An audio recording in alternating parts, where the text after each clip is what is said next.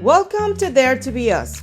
Hi, I'm Ruth, founder of The Corner Peach and the host of Dare to Be Us. Welcome back to Dare to Be Us.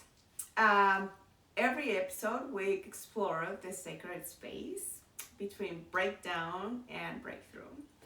The soul remembers who it is, right? So Lisa, this is Lisa. Sorry, this is Lisa. She has come here to talk to us about her journey that it took her to Reiki, that it took her, from a relationship that was not what she expected.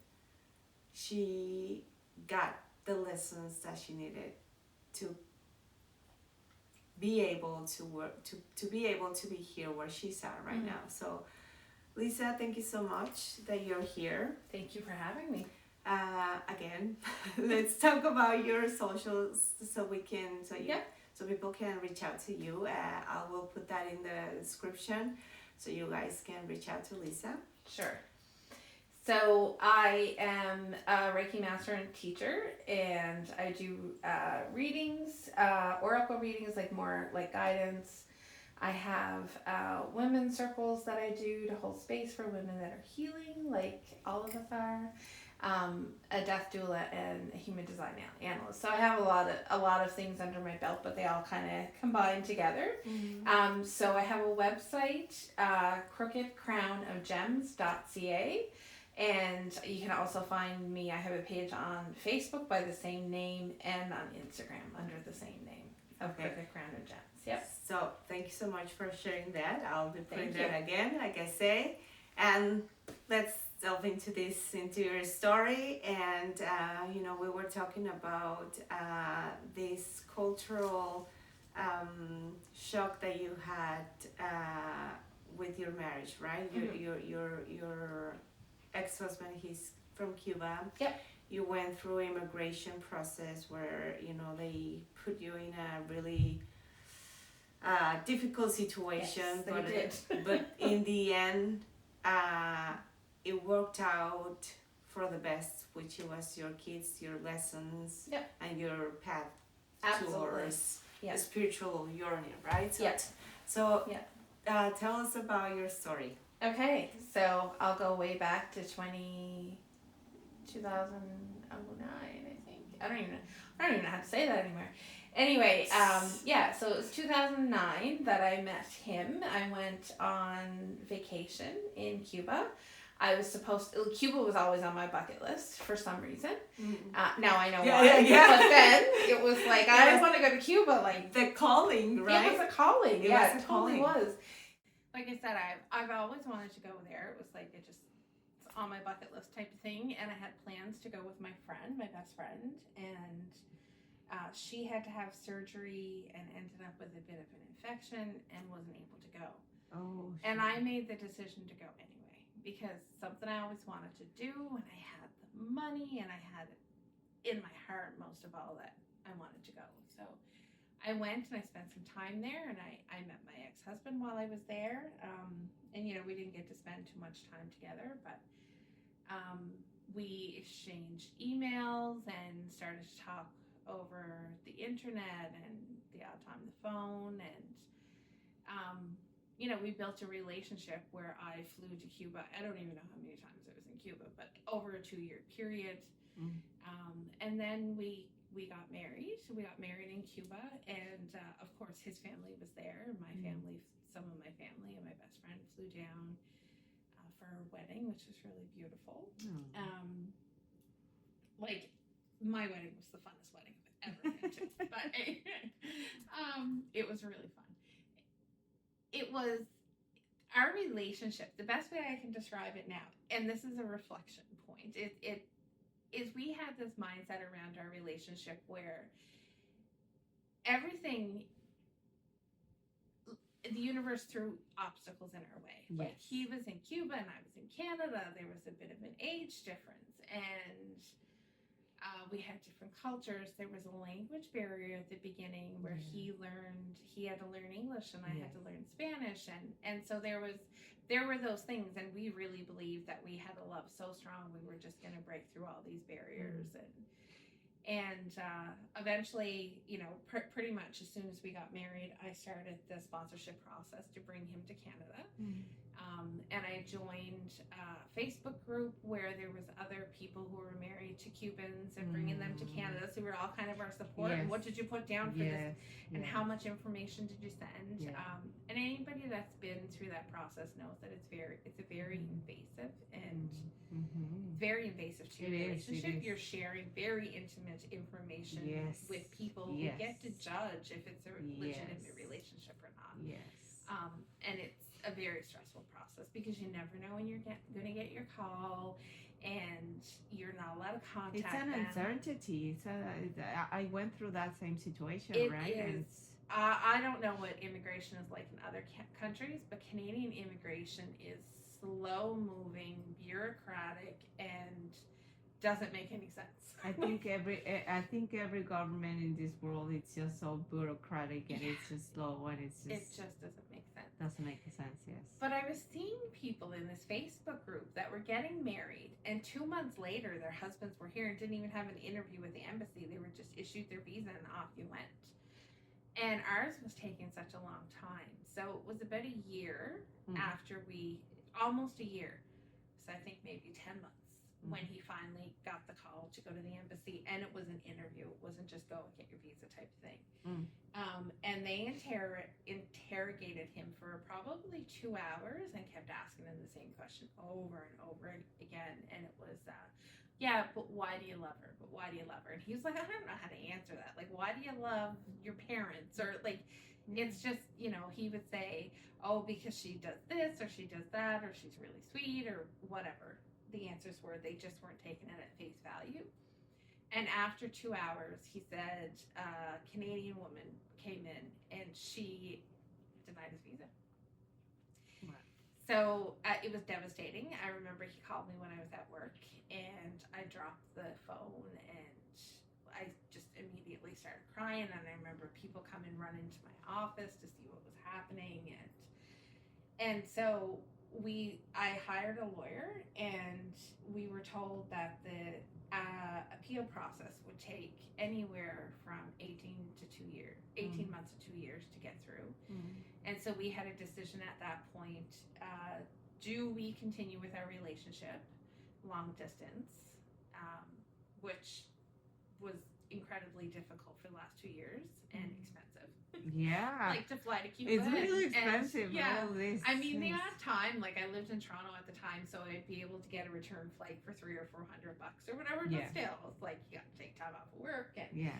anyway, or do we split up, or do I move to Cuba and we go through the process together and then come to Canada together? And that's the option that we chose because again, we thought like we kind of fantasized our relationship like it was like a fairy tale. Yeah. We could overcome anything as long as we were together. The expectations that we had, that right? was an expectation that I wrapped And fully around our relationship. Yes, right? exactly. Yeah. And especially women, I feel that we are much towards that sense of expectations, right, of how we want a relationship. But I think it's part of as well the generational pattern as well of how you know all the fairy tales that they have told us as well. And it's like no, in reality relationships are so different. They're so different with what we actually have the expectation for. But exactly. And I mean, like looking back, there were a lot of red flags that I just ignored because I fantasized. You know, I wrapped it around a fairy tale, and I think to an extent he did too. Like, I remember my friend Carol would always say, like, out of the relationship, there's always somebody that loves the other person more, and he was definitely the one that loved more than I did. Like, because he was like all about me, and he was very attentive, and it was. So in the beginning, it was really beautiful. And how did the cultural shock was with you? Because I know, I mean, I'm a Latin a Latina, You're right? I'm a Latina. Latina. I'm a spicy Latina. And I know there's so many things that in terms of cultural as Latin people that it's different for all of you, right? Yeah. And especially with those parents as well of having, you know, man is just man and he goes out there and works and comes back to his wife and do everything.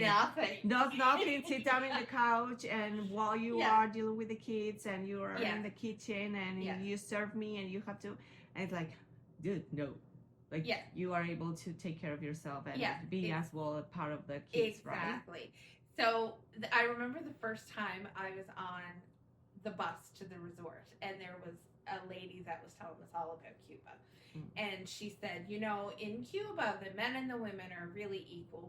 We all work, we share in the household duties, and blah, blah, blah, blah, blah. So that was kind of the picture that the communist government in Cuba wanted to paint, but that was not the case. Because as soon as you close that door, there was men in Cuba that would not even go into the kitchen. Because that was, like, they wouldn't walk into the kitchen. They had to be served everything.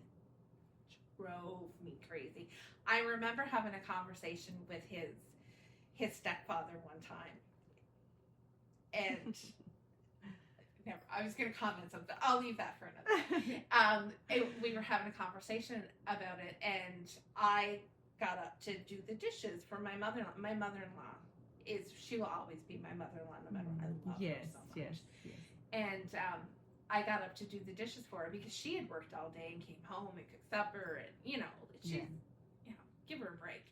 And I said that to him. He's like, no, you don't have to do the dishes. She can do it. And I said, no, I'm part of the family. I'm going to do I didn't work all day. I'm here on vacation. I can do dishes. Yeah. Like, plus, give her a moment. Yeah, give her a break. And he's like, well, I worked all day too. And I said, yeah, and here you are sitting on your butt doing nothing. Like, let her do the same, you know?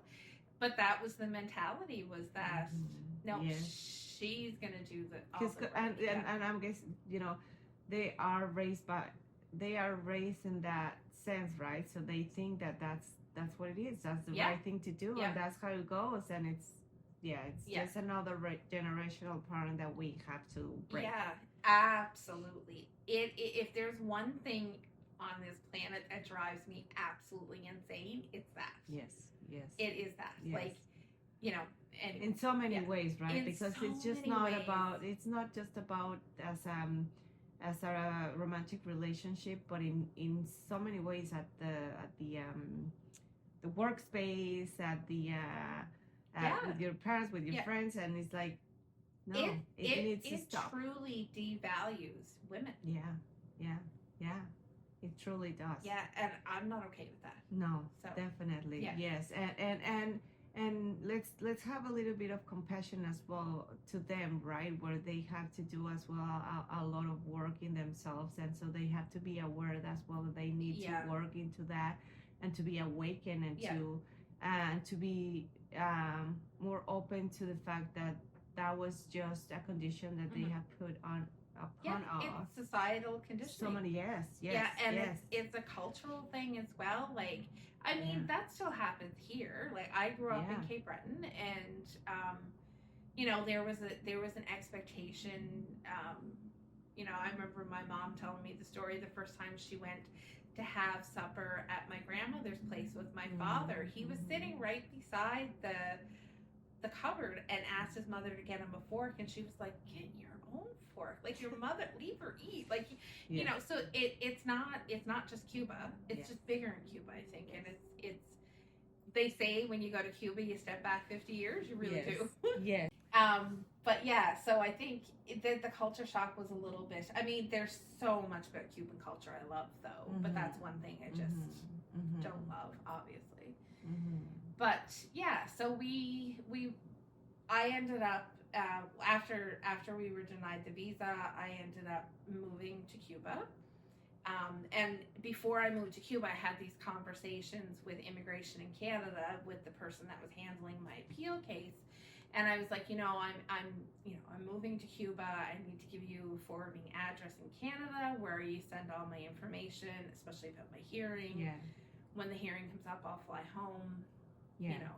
And you're moving to Cuba? Like, that is unheard of. We've never heard of that. And so in those conversations, that kind of expedited my case a little bit, and they ended up taking me before I even left for Cuba. It's like now your answer right now is already answered.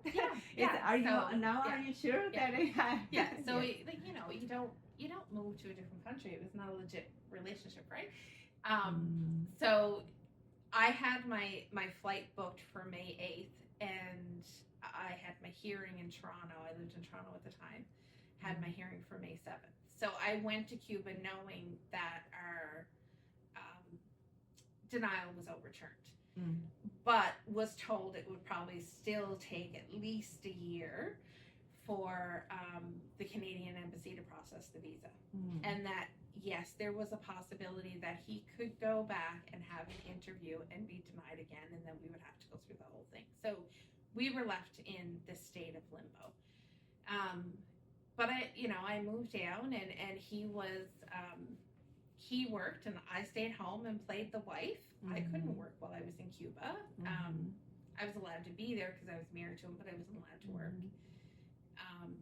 So like I played that role because I was in love and I wasn't working, and that's just the way it happened. Actually, in fact, when we got married, we were married by a lawyer, and part of our vows were, if he's working and she's not, she takes care of the house and he takes care of the that side, and vice versa. If he's not working and she is, then he picks up that slack. So it's an equal relationship, but that's not how our relationship. But the closed door is not the same.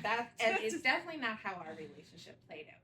So, but I mean, in this stage, he was the one working, I wasn't. So it was just like, okay, we're living the vows because I'm not working, right? So, and we had, a beautiful time in Cuba. We ended up getting the visa before we could imagine. And within 6 months, we were back in Canada. Well, I was back in Canada. He was coming to Canada for the first time. And again, like when we first came back, we stayed with my aunt and my uncle in Eastern Passage, and we both got jobs really quickly. Like Nova Scotia was really good to us when we first came back, and we set ourselves up fairly quickly for having like everything. Coming with nothing and starting all over again. Our next big obstacle was having children. So I was approaching 40, and we had a really hard time getting pregnant. So I talked to my family doctor, and he referred us to a fertility clinic, and we had a little bit of help. And so I was successful in getting pregnant, which was I could do a whole nother podcast on that fertility. Yes. And it was when I got pregnant that I started to notice a subtle shift. So it was, eventually found out that I was pregnant with twins. And when I was pregnant, I was 40, so I wasn't young anymore anyway. Yeah. And so there were moments where I'm like, geez, I'm growing 2 people. I am so freaking tired. Like, you know how tired you are in the first 4 months of pregnancy. Like, it is bone tired, right? And I decided, well, I didn't decide, but there were moments like I was like, I'm not getting up to make you breakfast, man. Like, you can do it yourself, right? And that irked him because I did those things because I loved him and I wanted to spoil him. And then when the situation changed and I just couldn't do it anymore, there was still that expectation on his side. Like it. Yeah, because it's part of that generational pattern, right? So what they learn as a man, that it doesn't matter if, I'm presuming that he was thinking that just as what he was thinking with his mom. And it's like, oh, okay, even if my mom is sick, sad, whatever she's feeling, she's going to still give us whatever. So I'm expecting that you are going to do the same as my mom. She used to take his shoes off for him. Wow. Yeah, but you know what as well? That was part of that conditioning and that way of teaching as well and raising kids, right? So, 100%. So, again, let's give a little bit of compassion to that man where they have to awaken, right? And again, I think that maybe that was his lesson. His lesson was It to get to definitely- know to you, so he gets to his awakening, right? And he might kill me for saying this, but we had a conversation the other day, and he right now is going through his awakening with his mom, That's which amazing. is really beautiful. That's amazing. It is, but he mentioned to me, like, we were having this conversation. I'm like, I've been trying to tell you this for 10 years, you know, like this is kind of the way I felt. But he mentioned that that this is the time where he knows that it's a reflection point for him, where he has to look back and figure out why his last relationship didn't work. He was in this relationship with this beautiful human who loved her kids, and her and I got along really well, and she loved him, and it didn't work out. So it was his first marriage. Is that what you said? No, just the relationship that he just got out of now. Oh, Yeah, I see. yeah. And then why things didn't work out between me and him, and so he's starting to recognize that pattern that I didn't think he would ever get to. That's amazing I that know. he did that. That's really amazing. I'm happy that I'm really proud of him for that. So, and I mean, mind you, over our relationship, I'm going to go back to this, and it's something that I've talked to him about many times. Over our relationship, especially after I got pregnant, there was a level of abuse there. So there was emotional abandonment, there was emotional abuse, and sometimes it spanned over to physical abuse. And there were times when the kids were involved, and CPS was involved, and court was involved. I'm not going to get into the details of that, but it was a very painful and dark time for all of us, for him too, but mostly for me and the kids, especially the kids. Like, they were so little, you know, and they don't understand what's going on, right? And it's for them as well. It's a shock, and it's like, what's going on here, right? Why are my parents? They need to. Yeah, and they were still at the age where they knew what was going on, but if we had split up and tried to mend the trauma in the relationship, they wouldn't remember the worst of it because they were young enough. We split up when they were 2. So they were aware that daddy shouldn't be yelling at mommy or pushing her or whatever. But they don't remember those times, thankfully. They remember some instances. Maybe they still afterwards, have something, right? Like maybe deep down in their mind, in their soul, maybe they have that at some point they will have to do their own job and their own path to be able to heal that, right? Exactly. So when we were still together, there was a moment, and like, I don't remember if it was daytime or nighttime or what month it was or what week it was or exactly how long it was before we split up. But there was a moment where I was recognizing this pattern where I was doing everything, and I was, at the time, I felt like I was burning out, I guess. I was really tired. Like, I was working, he was not. I had to clean the house, and God bless his heart, but he's a very messy man. like he's like a hurricane. Well, I think that's like most of men are like that, especially. And I guess, he's a whole new level. You know what? I guess as well that they are like that because they weren't raised to take care of themselves. Yeah. So you know how many times I heard through my life, I'm losing my hearing here, how many times I've heard through our marriage, well, if you don't look after me, who will? Yes. Like, you look after it. You look after it, but that's what it'll take that as well for him to understand that that's how it really is. No, life. So sovereignty. Yeah, I can't say that word. Sovereignty and exactly. Yes, and he's getting that now, but it's taken him a long time, right? And it takes us all a long time to come to these realizations. Everyone has their own journey, right? They have their own moment. Yes. So how was your journey? Like, towards that awakening, when was that moment when you say, like, I need to get out of this, right? I need to be able to, there's more beyond of this. Yeah. What is it that it led you towards your spiritual awakening with all so this? It was the breakdown of my marriage, definitely. Like, I knew we were coming to the end. I don't think he knew we were coming to the end. We know what we know. We know. I know. Oh, I know. Yeah. But I remember sitting on my bed, and in my memory, the memory is really dark. And I was probably at a really, really low point, and I remember just thinking, dear God, there has to be more to life than this. Like, Yes. I felt like I was stuck in a cycle, and I wasn't happy, and there was no joy left in life. Like, I was so bone tired that I wasn't even enjoying my kids the way it should be, you know? Yeah. And it was... And yourself.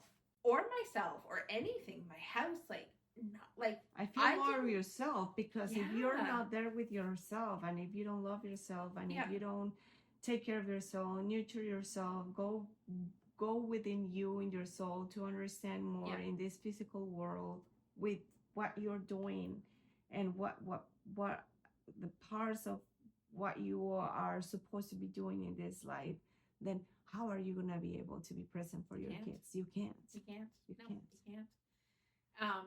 So yeah, it was in that moment, like, where I felt like I was at my lowest, and I felt like my soul was cracking. Yeah. You know, and then it was at that moment that I felt like almost like a big hug, and you need to move forward. Like, you need to move on. And it was in that moment that I knew, okay, my marriage has to end. I have to clear this out. But I have to clear this out not only for me, but because I have these two little people that can't take on this burden of trauma. Yes. They can't. I can't do this to them. I can't carry that over. And so it was in that moment where I kind of knew, like, there's things that need to be healed. I didn't know what the path forward was going to be. It was really, really scary, because I didn't know how was I going to pay for daycare and the mortgage. Meanwhile, I was already, because he wasn't working. But it was like that fear of, like, shit, how do I do this, right? Yes. And as a single mother, and as with all these situations, and I want to talk a little about that as well, so because there's an awareness that needs to be addressed in terms with motherhood, right? Where it's like we have so much things to do, like we burn out in so many ways, and I feel as well that I've sometimes within the workspace they don't truly understand that. No. I've had an experience with where I thought that my employers were really good leaders, that they were really compassionate, especially because I saw one of them that he was too much. He was really with his kids and everything. And I was like, oh, this is amazing. Thank you. But in the end, for them, it was a burden. In the end, for them, it was a burden that it was like, we have to let you go. And it's not even because they can't even see a real, like, they work around because they don't let you go. They let you off because they can't do anything because you're a good worker, because you have this and that. And you know what? You're on our way, and this is not working. So I'm just going to let you off. Listen, I've had experiences in my own journey as a single mom. So I had two bosses at the same time. So I used to work at a place that had levels of leadership above me. And the two leaders that were above me did not have children. And they were the most supportive of being, like, so the gentleman, sadly, he passed, like, he was an amazing leader. And passed young and suddenly, but and this is something I always held on to, is that he used to tell me, like, if I had an incident, I'd be like, oh, I'm so sorry, like, my kid is sick, or this happened, or that happened, and he'd be like, you know what, when I don't ever say sorry again, because when he was a kid, his mom used to take him to work, because that was the only choice she had. And he recognized that and remembered the struggle that she had. So he was I always did my work, and I did my work well. Mm-hmm. It was never a barrier to me getting my job done. It might have been a barrier where, you know, it wasn't done at 10, but it was done at 12, right? Mm-hmm. Like, but it was not that it was never, and I'm not a brain surgeon, so I didn't need to be, like, none of this stuff is that urgent that somebody's life is on the line, right? And then my immediate supervisor was the same, and she didn't have children, but she was very understanding and flexible. And then we had a restructure of the team, and I ended up reporting into 2 mothers. So my immediate supervisor was a mother, and then her supervisor was a mother. And they were not understanding at all. I remember there was one time, like, my daughter has, she has generalized anxiety disorder, and the babies, whoever we were going to have to babies, no, she was going to go to school. That's what it was. And she was having, I can't remember if she was sick or whatever it was, but she couldn't go to school that day. So I was going to have somebody come and babysit, and she started to have a panic attack. And I remember talking to both of them and saying, look, is there any way I can do this virtually? It was a team meeting. And, you know, because my kid is, you know, she's spinning out of control here, and she's sick, and then they were like, well, it wasn't like oh yeah, of course we understand, this stuff is just review, we can fill you in later. No, it was like, no, you know, you should really try to get here, and you know, so I had to get the babysitter. She was screaming at the door while I was trying to walk out the door, like it was really hard. And then I had that position that they put, not just put, not they don't just put ourselves in that position. They put my kid in that position. Yes. Yeah. That's like, please be aware of that. Yeah. It's just not it's just not one human being. Yeah. It's a little kid that they have to deal with that situation as well. So so be more compassionate with that, please. Yes, exactly. Yes. But then my supervisor had to talk to me afterwards and said that maybe I should consider hiring a babysitter that was going to be around in the morning so that I could step away when things like this happened, when the kids were sick and stuff. And I'm like, what? Like, I ended up going to the movie. I'm also to the meeting. I'm also hearing impaired, and this meeting was massive. It was our whole team, and it was in a room that was not accessible for hearing impaired people, and I couldn't hear anything from the meeting. I got nothing out of that meeting other than grief. Wow. 2 months later, I was laid off too. So I'm not saying it had anything to do with that. Like, there was really but maybe it was part of it, right? And for them, it's like, oh, it's adding and it's adding and it's adding. All of your personal life. It's just getting in the way of our company. So I need to let you off, right? Besides whatever you are, like, for example, me, I am ADHD, and I have really difficult moments where you need to be able to tell me, like, literally tell me this is what it is, because otherwise I can't see. And I've had as well those I had an experience with a coworker as well, but when I asked, I try to, you know, talk in respect and say, you know, I need this, please help me. You know, and she felt like I was harassing her and I was just being hostile to her. And it's like, no, it's just me trying to find a way so we can work this out. Because I have, call it disability, call it whatever you need to call it. You have a different way of processing information. It's just me, yes. And might need a little bit more assistance and compassion.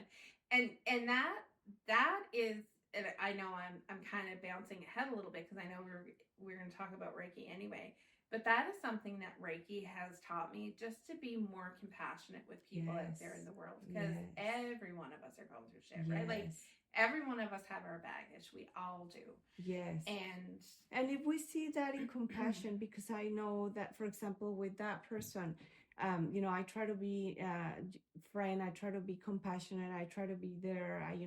I even drive her to work and things like that, and ended up being in a nasty situation with her to I don't want to say more because I don't want to put myself in another situation with that person. But what all I'm saying is that I understand I understand where she comes from. I understand why she was doing or what she was feeling, and might be able feeling hostile in that situation. But it has nothing to do with her. It was more me trying to have a compassionate, understanding with each other. But sadly I couldn't, right? And that led me to have me laid off at some point, right?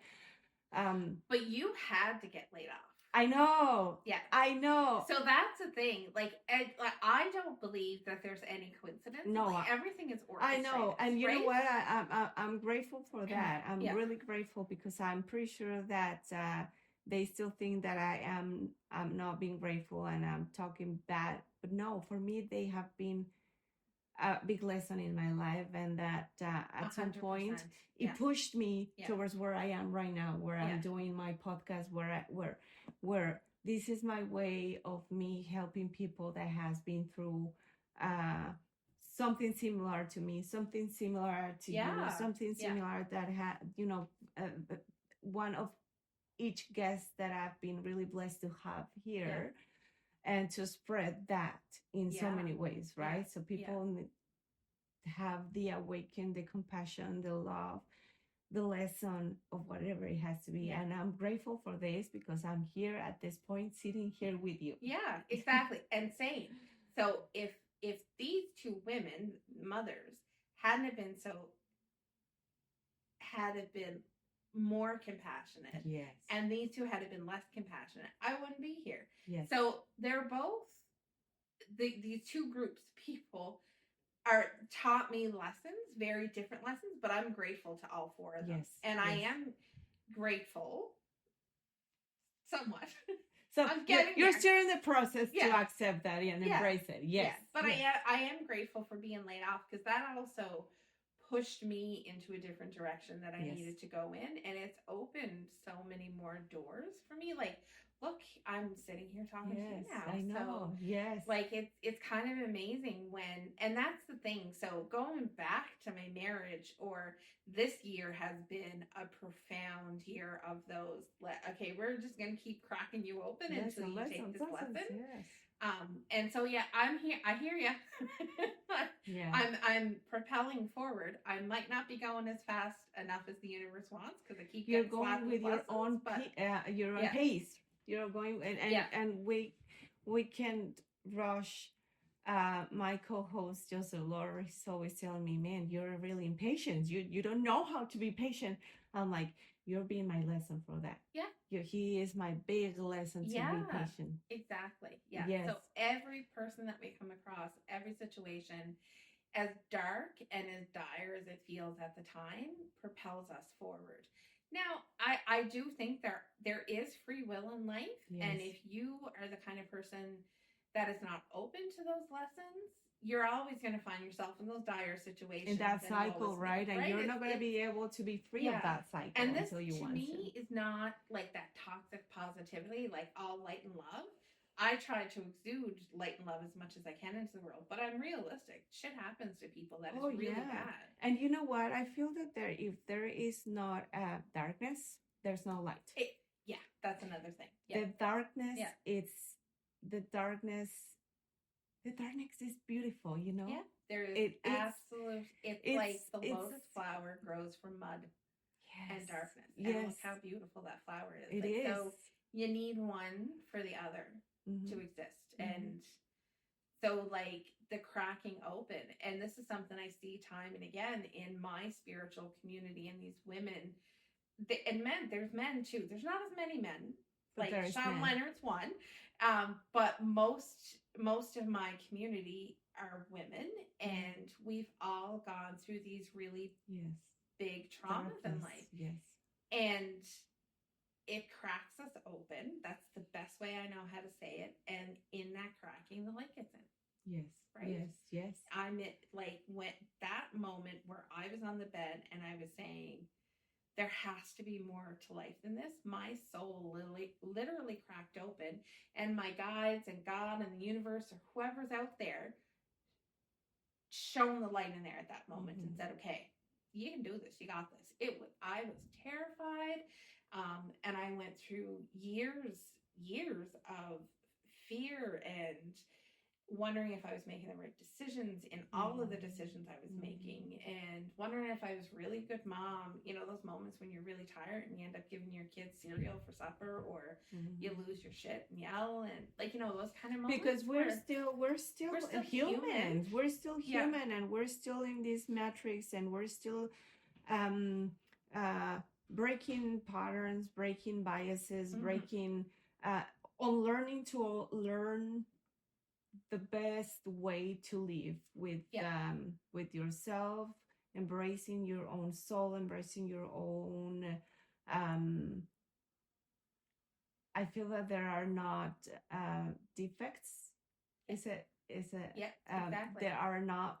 They're actually that darkness that they call it bad. It's not. It's what what it takes you to become a better person, to become who you're supposed to. But you need to be open to do that. And I know that there are people that are still not in that awakening path. And there's some people that never will be. Exactly. And yes. And that's okay. And that's okay. That's journey. Okay. That's their journey. And Yeah. maybe that's part of their the purpose of this life. Maybe they couldn't really, you know, once they're here, even if they put themselves in before they come to this life and they say, oh, okay, this is going to be my path. But when they're here, they couldn't actually do it, and they have to come back with that karma and try again, right? Exactly. Yeah. And but it is what it is, and that's how, you know, people starts with the path. And I want to go back again to your path, because I know that you started your path, or Reiki calls you more than anything, because I know that there's a lot of spiritual paths, right?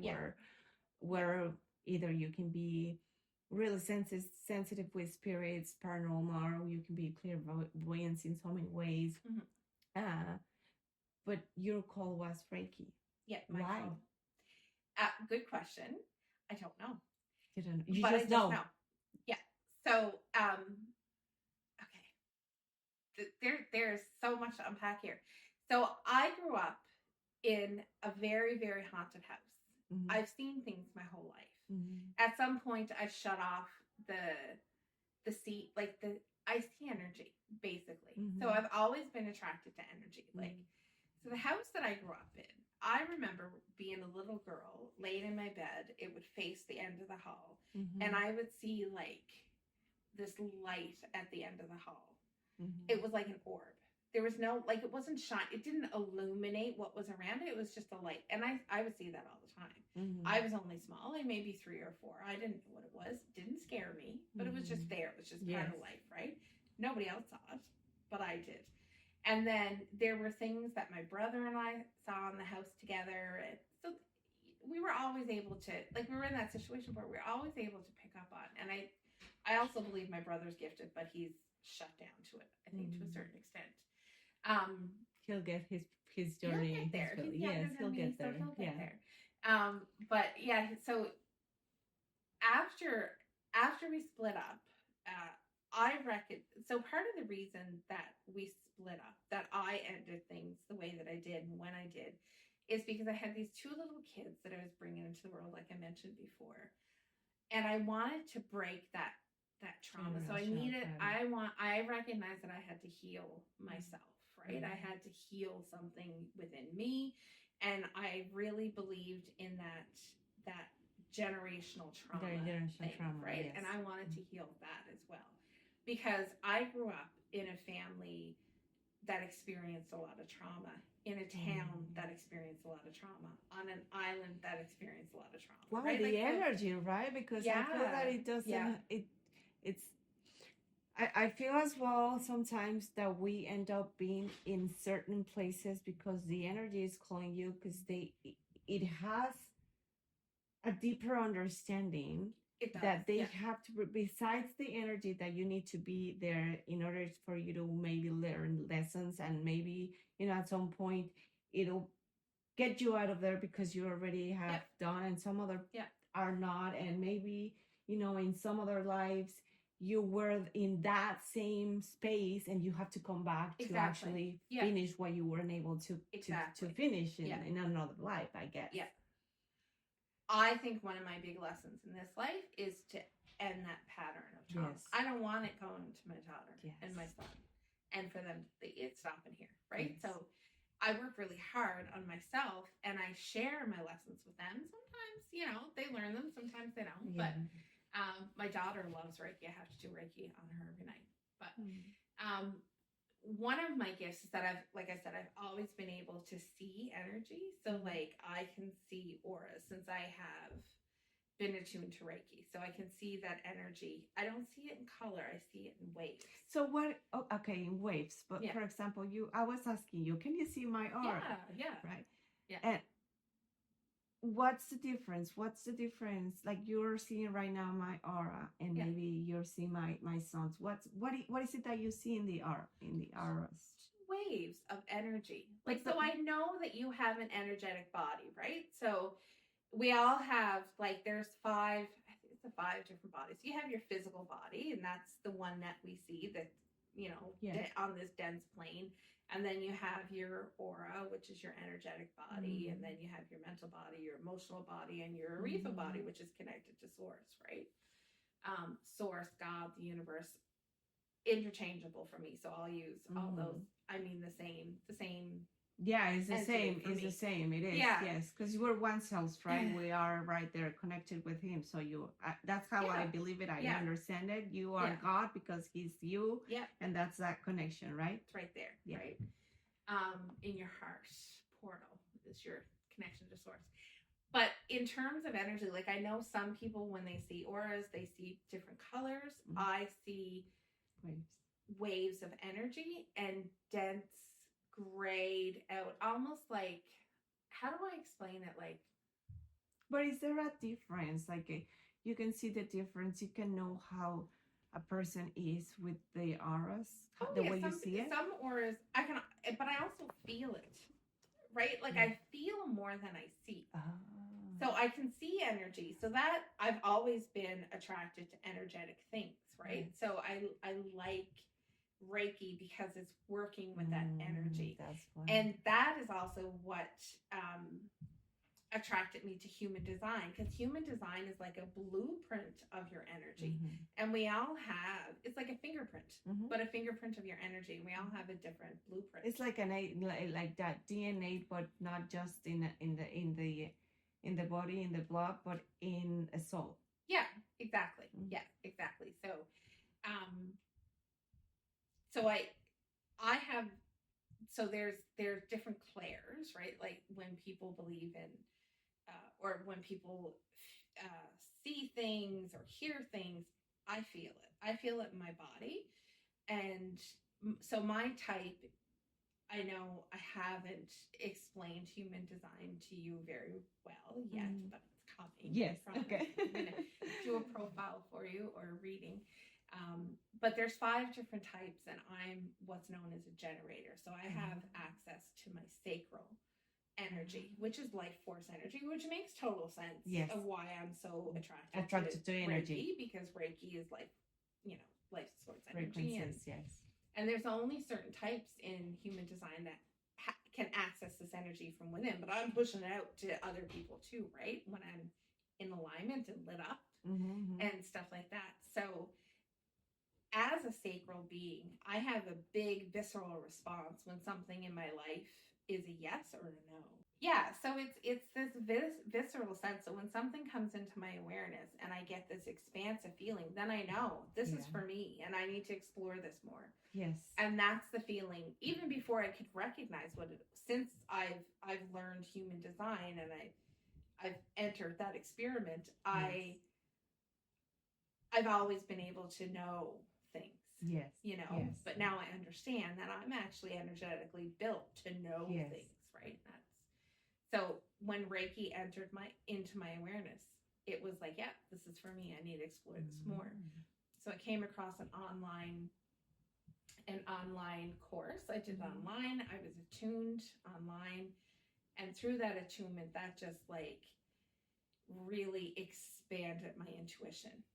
right? Like I was able to start receiving messages, and it's almost like a tap was turned on. And I know so many people that once they're attuned to Reiki energy, this comes as well.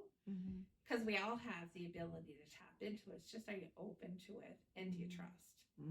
Because you were getting messages all day long. He's getting messages. The dog is like, we're all bombarded with these messages all day long. And what we need to recognize is this ours? Is it coming from somewhere else? Like, you have to really discern what your messages are. And is it my energy? Is it my energy? Is it their energy?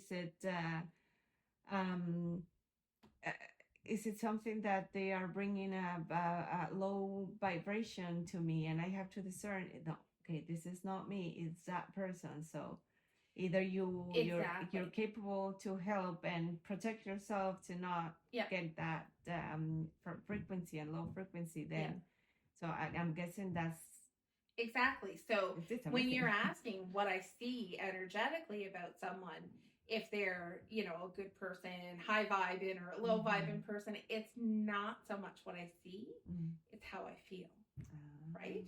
I can see, like, if you come for a treatment, I can see if there's certain blockages in your aura, or so I know where to work on.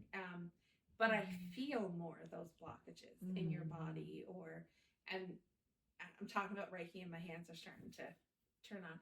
But so it's more of a feeling for me, and a knowing, and it's one of the clairs that is really hard to describe. Yeah.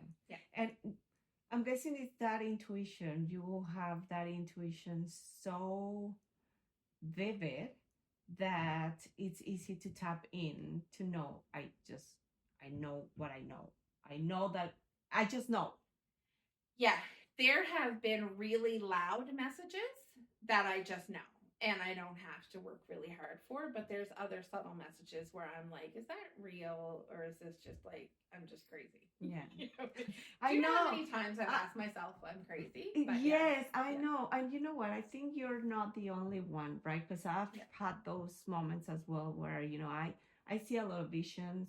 I see things, I keep saying that one of the visions that I had vividly was my journey with my ex-husband, right?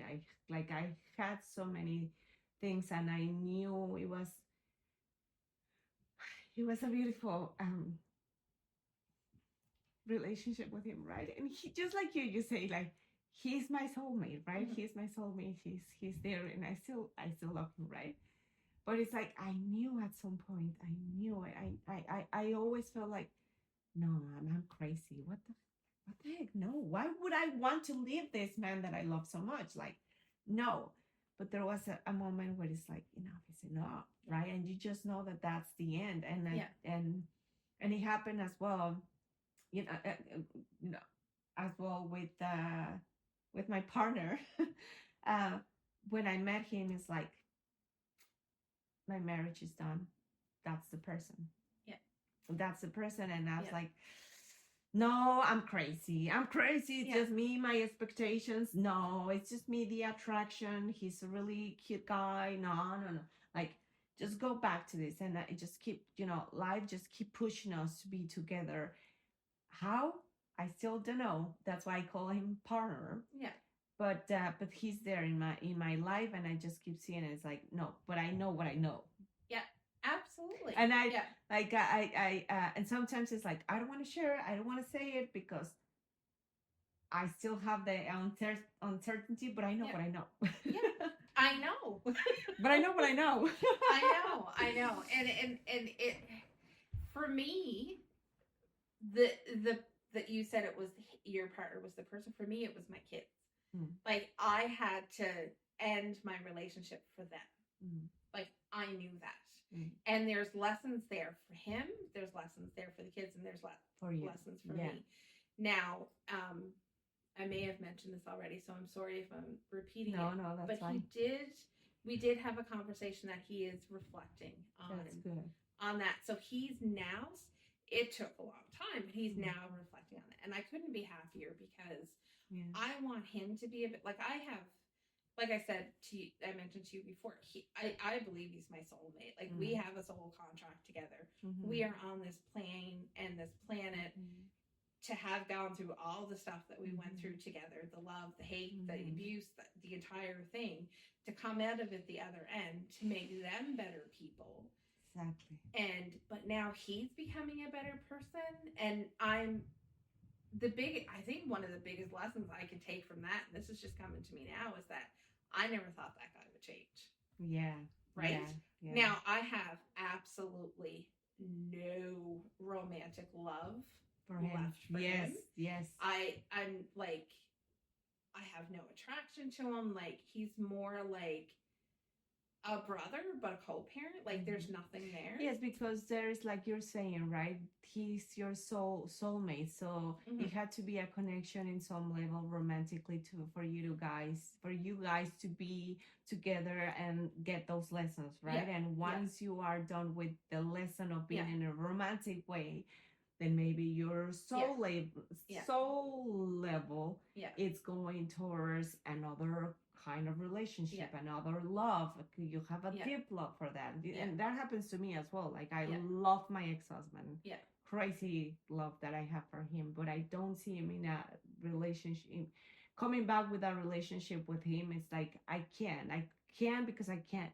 I wouldn't be able to be myself the way I am right now. I wouldn't be able to be open the way I am. I'm open right now with my partner, right? Like he is more into that same situation where he's more spiritual, where he's more into that lessons, where he's more awakened, where he's into getting to know shamanism and things like that.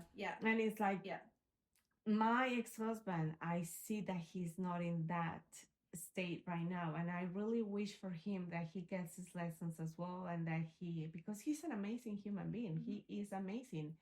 You know, he had a lot an abusive ways with me that I don't want to get into, but as well I had my own abusive situations because I was raised in a chaotic environment where we didn't know how to regulate our emotions, and when we were so hurt, violence was there, right? So and that generational pattern had to go, and I relate so much with what you're saying with your kids, because I had to go with that generational pattern where I was like, no, I'm not going to be like this for like the way my mom was with my kids. And guess what? I was with my daughter. I was just like that, maybe not in the same level, but for her has been the same level of pain as I've felt, right? And I understand that right now. And with my son, he has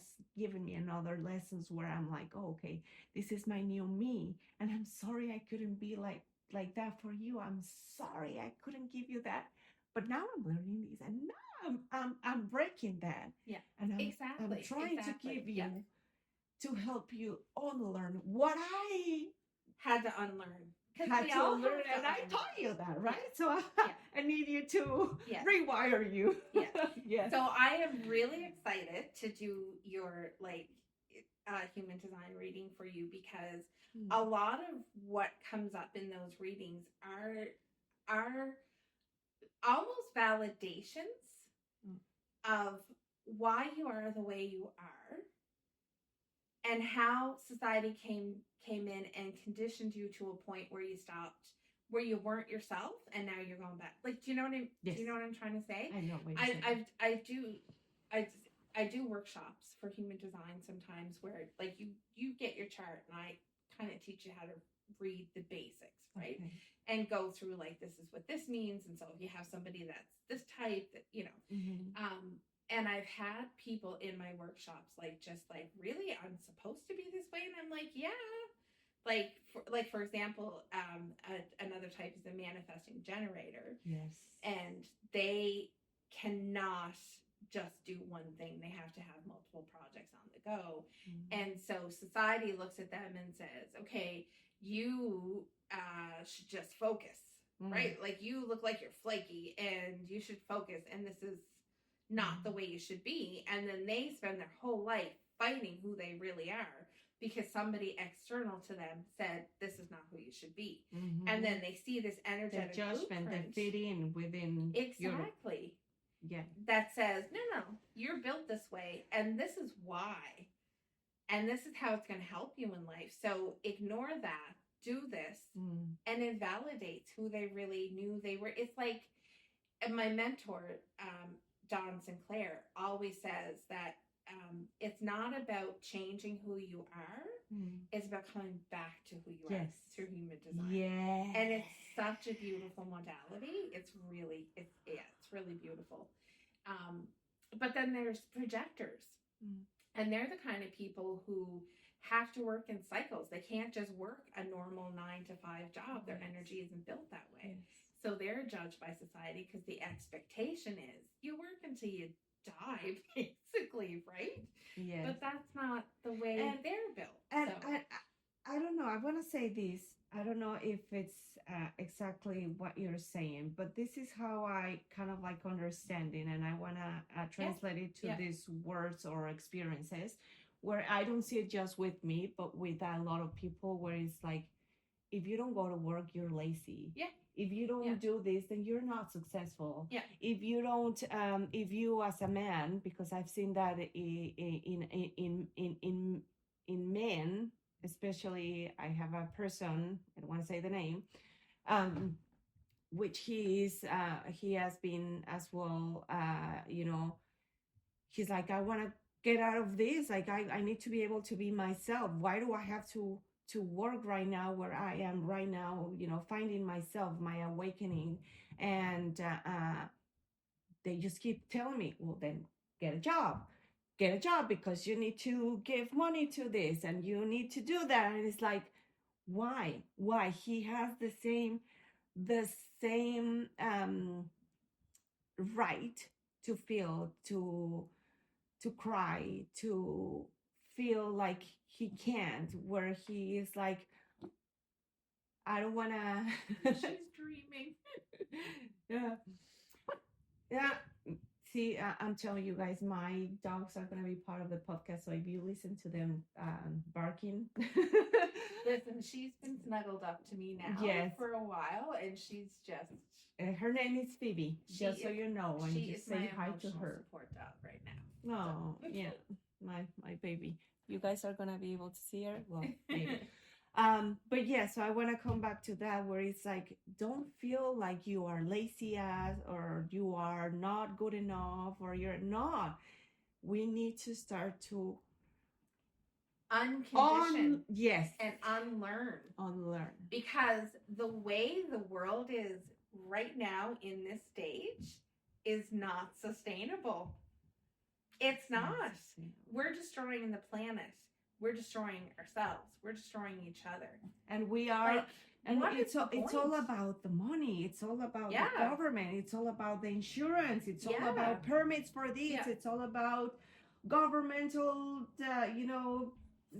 stupidity that they are right now going on in all of the countries and all of this. And this is when we need to start saying, sorry, my language, the fuck with all of this, the fuck with all of this, because we need to start paying attention to ourselves.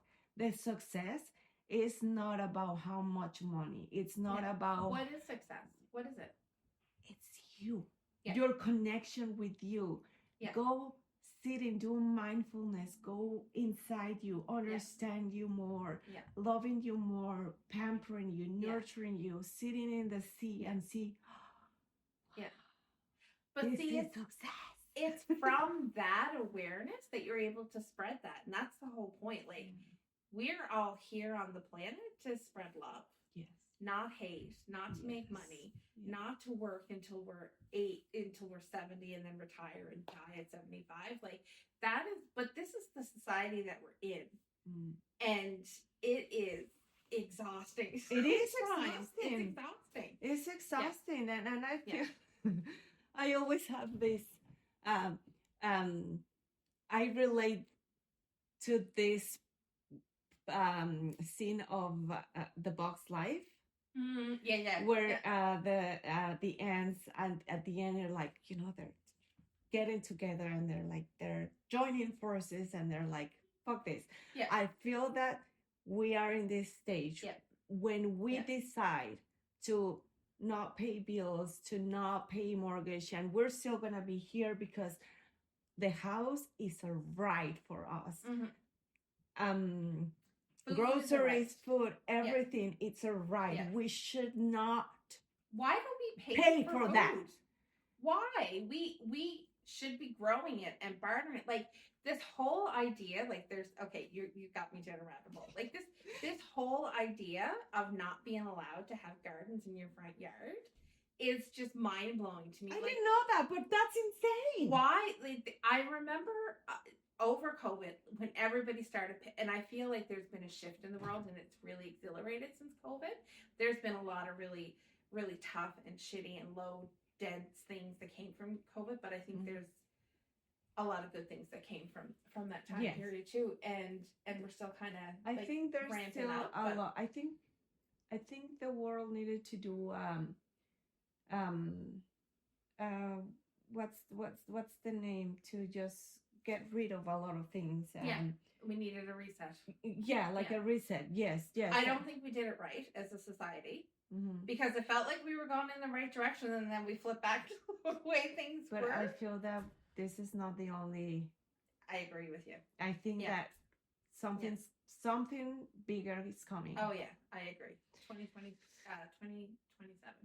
Anyway, there was a gentleman, I think in Timberley, that had this huge, massive garden in his front yard and started to sell his produce and got shut down by the government. And it's like, why? Like, in and I'm pretty sure. Sorry, I interrupted you. I'm pretty sure. Sometimes, I don't know if that was the case, but I wanna believe that was the case. That he if he would have had the choice of not selling them because the financial expectation was covered and he wouldn't have to pay for his groceries, his house, to have a life the way this society has. I don't know. I just don't want to say more things, but I'm sure that person would have given the products for people and with that. And it's like, allowed to sell them. Why is government doing this? I know. Wouldn't it be nice if you grew tomatoes and I grew corn and squash, and the person down the street has cows and we all just traded and took care of each other like it was back in the. It'd be so amazing, and I feel as well like I was going to bring that up, but I was like maybe. We're going really like off topic, but it's like, wouldn't it be nice for the economy, government, the religions just get the fuck out of our lives? And to really start, maybe there's people out there that they need to go to work in a restaurant, they're missable. But maybe if we lifted the obligation, we people can enjoy would it. Thrive. They would shine. Enjoy it, and we would be, oh, I know about engineering. Let's build this for, let's build a community with the knowledge that I have, with the science that I have. Like, let's all share our knowledge to start to take care of each other instead of trying to climb over each other. Yes. It would be great. It's like a just as bucket of human crabs. beings do not know how to do that. We just don't get it right. We just don't get it. So I'm hoping that everything that we're not far to experience help us change that. Otherwise, we're going to be out of here. Yeah, this is not sustainable. This is not sustainable. And the earth doesn't need us. No. If humanity was wiped out tomorrow, she's still going to thrive. We need her. Yes. So we need to, I feel like this shift has to come, and that there's so much, spirituality now is more acceptable than it ever has been, and we're connecting more. And like Elaine said before, we have like children are coming in with more knowledge now. Like, so there's a shift happening, and I feel like it has to be because Mother Earth is just screaming. And I want to say that spirituality does not mean religion. No, it has nothing to do with this. It has a lot to do with God's source, however you want to say it. Yeah, it's there, it's real. Yeah, but it's not religion. It's not religion, because religion is conditioned as well. Yeah, and it's not love within the conditioning. No, it's not. It's that's control. Totally control, right? And it's always has been like this: control. Yeah. But okay, going back again to what you do. So tell me more about the human design. Okay, so human design is a modality that was channeled by a Canadian. Okay. He was in Ibiza, and over 7 days he channeled the system, and it's really cool, and it's scarily accurate. It combines things like astrology, so it has a lot of the ancient divination systems like astrology, I Ching, Kabbalah, the Hindu chakras, but it also combines science, genetics, epigenetics, quantum physics, like stuff that I don't even understand, right? Your energy is imprinted at 2 different times on your incarnation in this lifetime, in this incarnation. So it's not your past life. It has nothing to do. Well, I shouldn't say nothing to do, but it's not it's the energy of this life. So 3 months before you're born, you're imprinted with an energy. And then the minute that you're born, you're imprinted with an energy. And together, these energies create your blueprint.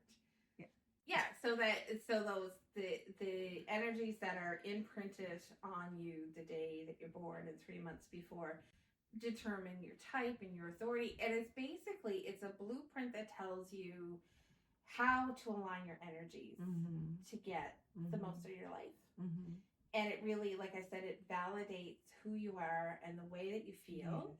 And it brings you back to yourself. It's not asking you to change anything about yourself, but it's just asking you to bring yourself back. So the idea is there's a lot of deconditioning that comes in with the awareness around human design and how you're designed. So like I mentioned before, that projector that is expected to work 9 to 5 and not take breaks cannot energetically sustain that because they're not built that way. And when they come into that realization, then they can employ strategies. And that's where the burnout comes as well, right? Exactly. It's like the stress, the as well the what's it called, the mental health that kind of like just fucked us. Yeah, I'm sorry, I curse a lot, but it's just me. It's just me being me. I do too. So, but yeah, that's basically. I mean, it's a very complex system, but it's also a very easy. Like a simple system is not easy, simple but complex. If that makes sense. Like there is a lot in your chart. I could sit with you for 4 hours and tell you all kinds of things about you. It would take 4 hours to go through it all. Wow. But you only need to know a couple things to employ.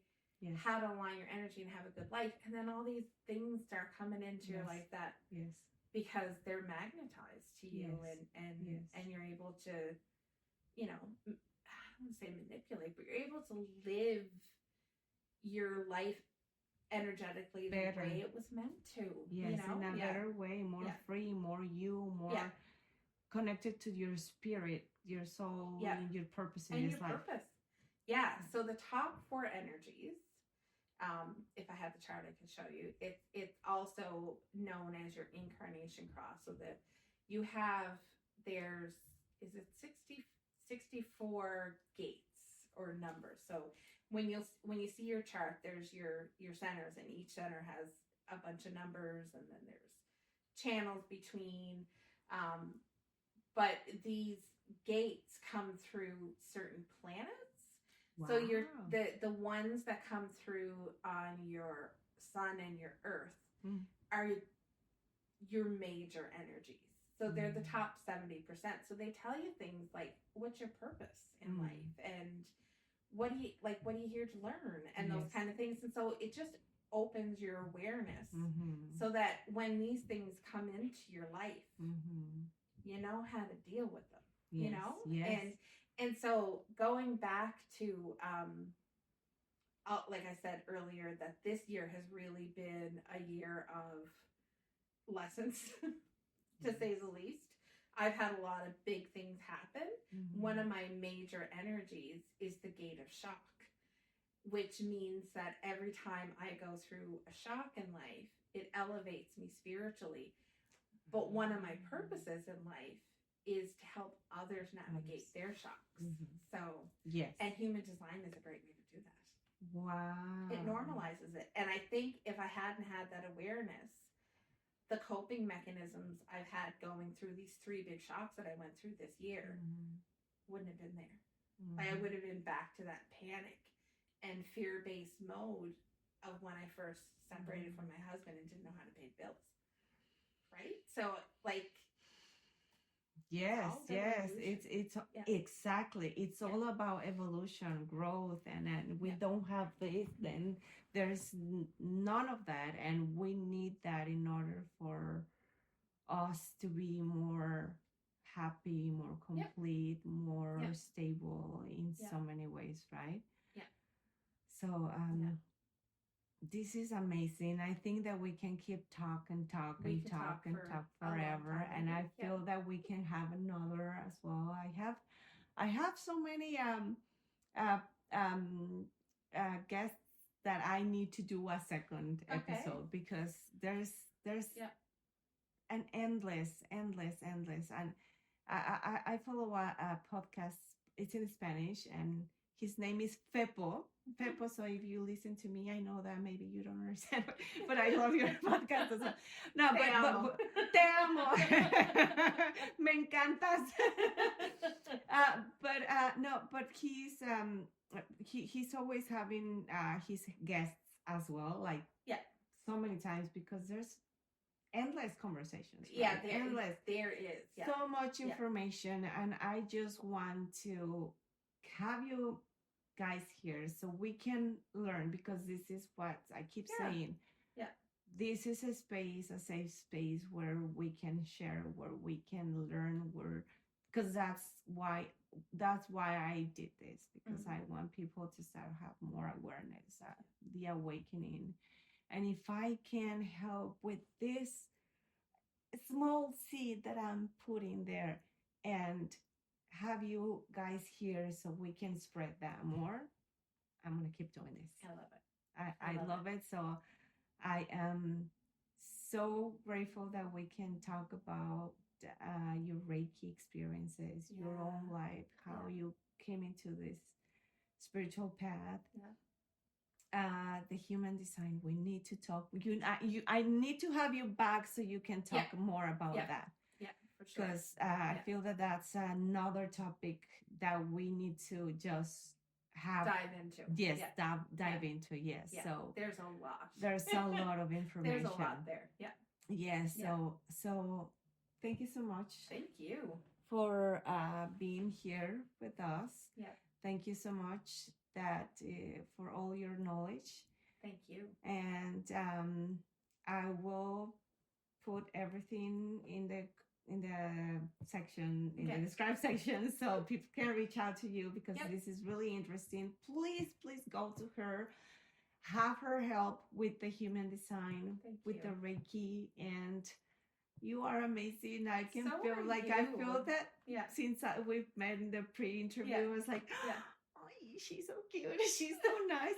Just like the way that you were saying, I can feel as full energies. I'm really sensitive in that way as well. So I get what you're saying.